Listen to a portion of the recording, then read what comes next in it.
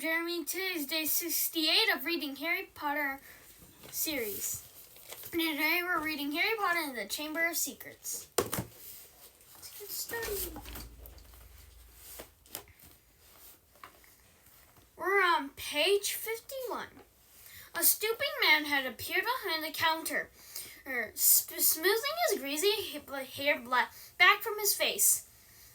"Mr. Malfoy, what a pleasure to see you again," said Mr. Borgin, in a voice as oily as his hair. "Delighted, and young Master Malfoy, too.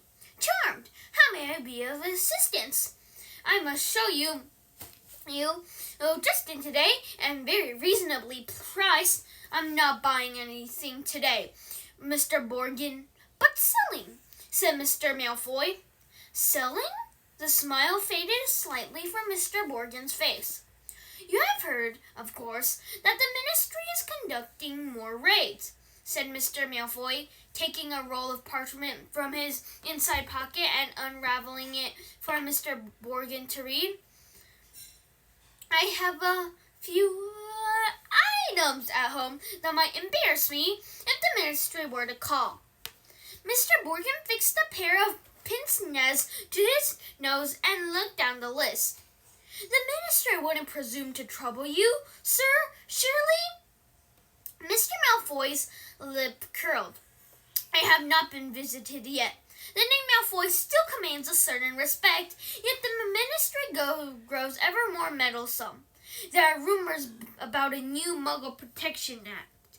No doubt that flea-bitten, muggle-loving fool Arthur Weasley is behind it." Harry felt a hot surge of anger. "And as you see, certain of these poisons might make it appear—" "I understand, sir, of course," said Mr. Borgin. "Let me see. Can I have that?" interrupted Draco, pointing at the withered hand on its cushion. "Ah, the Hand of Glory," said Mr. Borgin, abandoning Mr. Malfoy's list and scurrying over to Draco. "Insert a candle, and it gives light only to the holder. Best friend of thieves and plunderers. Your son has a fine taste, sir." "I hope my son will amount more than a thief or plunderer, Borgin," said Mr. Malfoy coldly, and Mr. Borgin said quickly, "No offense, sir, no offense meant. Though if his grades don't pick up," said Mr. Malfoy, more coldly still, "that may indeed be all he is fit for." "It's not my fault," retorted Draco. "The teachers all have favorites. That Hermione Granger. I would have thought you'd be ashamed that a girl of no wizard family beat you in every exam," snapped Mr. Malfoy. "Ha!" said Harry under his breath, pleased to see Draco looking both abashed and angry. "It's the same all over again," said Mr. Borgin in his oily voice. "Wizard blood is counting for less everywhere." "Not with me," said Mr. Malfoy, his long nostrils flaring. "No, sir, not with me, sir," said Mr. Borgin with a deep bow. "In that case, perhaps we can return to my list," said Mr. Malfoy shortly. "I'm into something of a hurry, Borgin. I have important business elsewhere today." They started to haggle. Harry watched nervously as Draco drew nearer and nearer to his hiding place, examining the objects for sale. Draco paused to examine a long coil of hangman's rope and to read. Smirking, the card propped on a magnificent necklace said opals. "Caution, do not touch. Cursed. Has claimed the lives of 19 Muggle owners to date." Draco turned away and saw the cabinet right in front of him. He walked forward. He stretched out his hand for the handle. "Done," said Mr. Malfoy at the counter. "Come, Draco." Harry wiped his forehead on his sleeve as Draco turned away. "Good day to you, Mr. Borgin. I'll expect you at the manor tomorrow to pick up the goods." The moment the door had closed, Mr. Borgin dropped his oily manner. "Good day yourself, Mr. Malfoy, and if the stories are true, you haven't sold me half of what's hidden in your manor." Muttering darkly, Mr. Borgin disappeared into a back room. Harry waited for a minute in case he came back. Then, quietly as he could, slipped out of the cabinet, past the glass cases, and out of the shop door. Clutching his broken glasses to his face, Harry stared around. He had emerged into a dingy alleyway that seemed to be made up entirely of shops devoted to the dark arts. The one he just left, Morgan's and Burke's, looked like the largest, but opposite was a nasty window display of shrunken heads, and 2 doors down, a large cage was alive with gigantic black spiders. 2 shabby-looking wizards were watching him from the shadow of a doorway, muttering to each other. Feeling jumpy, Harry set off, trying to hold his glasses on straight and hoping against hope he'd be able to find a way out of here. An old wooden street sign hanging over a shop selling poisonous candles told him he was in Nocturne Alley. This didn't help, as Harry had never heard of such a place. He supposed he hadn't spoken clearly enough through his mouth full of ashes back in the Weasley's fire. Trying to stay calm, he wondered what to do. "Not lost, are you, my dear?" said a voice in his ear, making him jump.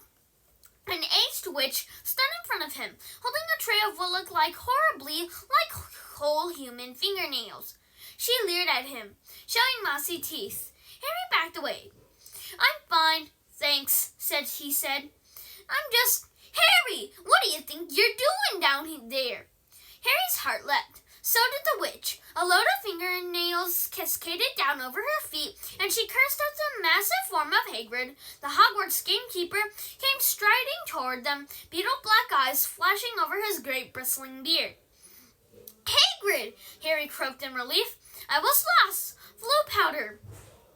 Hagrid seized Harry by the scruff of the neck and pulled him away from the witch, knocking the tray right out of her hands.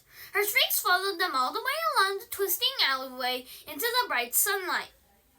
Harry saw a familiar snow-white marble building in the distance.